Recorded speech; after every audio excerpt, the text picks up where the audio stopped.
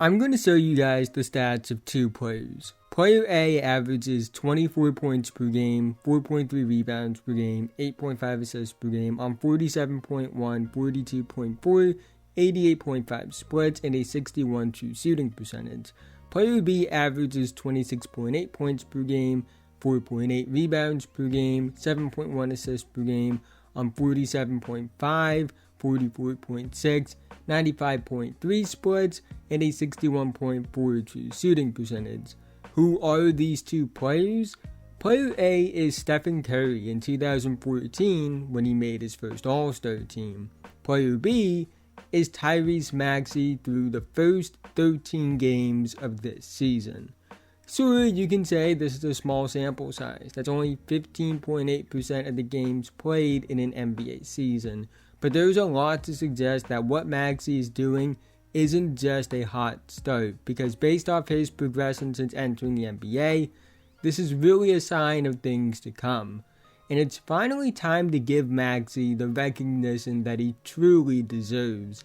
But quickly before we go any further, if you're new and like basketball, I'd really appreciate if you would like, subscribe, hit notification bell, be notified whenever I release a video. I make videos about basketball all the time, and liking and subscribing are the two best ways can help me out in the YouTube algorithm, help support the channel, and help me reach my goal of 10,000 subscribers by the end of the season. Let's try and get 100 likes on this video so YouTube will recommend it to others. Anyways, let's talk about Tyrese Maxey.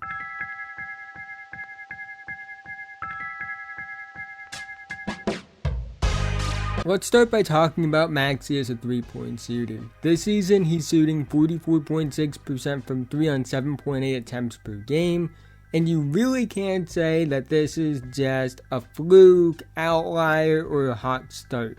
Because last season, he shot 43.4% from 3 on 6.2 attempts per game, and he has a 148 game sample where he's playing starter minutes, where he shoots 43.3% from 3 on 5.3 attempts per game.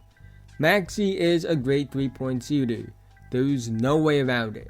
He's a high-level player both on and off the ball, creates off the dribble, he can shoot off movement and off spot-ups in off-ball situations, he has deep shooting range, he gets to his spots well on pull-ups. From both a tape and numbers perspective, he's one of the best three-point shooters in the NBA. On tape, he shows the versatility and shot diet.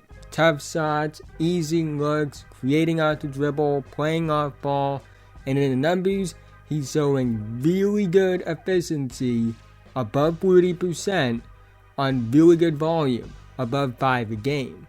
There's more than enough here to suggest that what he's doing from 3 this season is sustainable. Now, in terms of his finishing, he's pretty good. 57% at the rim on 6.1 attempts per game. That may not seem like a great number, but these numbers do line up with other guards like Kyrie Irving, James Harden, and Trae Young when they were 23 years old. And he's actually better than other great guards like Damian Lillard, Stephen Curry, and Donovan Mitchell when they were 23 years old in terms of rim scoring. Maxey uses his speed, quickness, body control, and shooting touch to be hard to contain as a driver. Most players he can get by easily because of his first step, quickness, and speed. Those he can't, he has counters for, like his floater, which is one of the best in the NBA, or his body control and flexibility when dealing with contact. His free throw numbers are getting better as well, and while his rim pressure numbers aren't great now, all the intangibles and signs on tape suggest that those numbers can get even better as time goes on, and he can be a guy who's a major threat as a driver and contact drive. Maxey is also improving as a playmaker. He has good vision, he makes good reads, he's beginning to understand his scoring gravity more. The one thing I do think is he needs to get a bit better in terms of knowing when to be aggressive and when to be a passer, but that's common for young guards. He's still only 23 years old, and overall with his offense expanding as a scorer, the advantages for those around him are expanding as well. He's making reads in the PNR, his handle is really good, his scoring threat opens up that offense, and he's just made natural progression from a guy I viewed as a really solid passer entering the NBA to a playmaker good enough to be a point guard now. When you add that to what he does as a scorer, you get a player that is a star. Maxey is the ideal star to have on a team with a player like Joel Embiid, and that has a lot to do with the fact he can play on and off the ball at a high level. On the ball, he makes life easier for Embiid. His scoring and playmaking lead to easier looks for Embiid. And it also takes pressure off Embiid because defenses have another elite offensive creator they have to worry about. Off the ball, he plays well in terms of when Embiid is on the ball, due to his off movement and off catch feel, which makes him a threat even when he doesn't have the basketball in his hands. This not only makes Maxey the ideal star to have next to Joel Embiid, but really the ideal star to have next to any superstar in the NBA.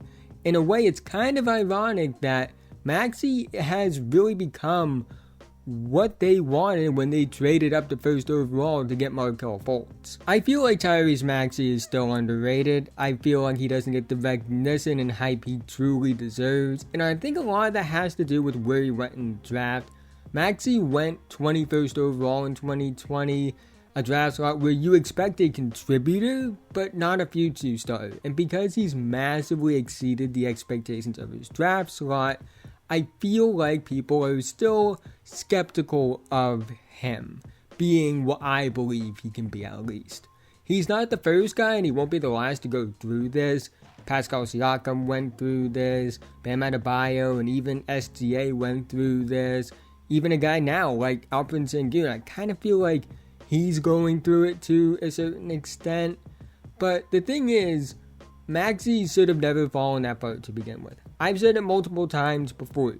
I had Maxey as my number 4 prospect in that draft behind LaMelo and Okongwu. And I'm not going to act like I know everything all the time, because I was also really wrong about Tyrese Halliburton in that draft.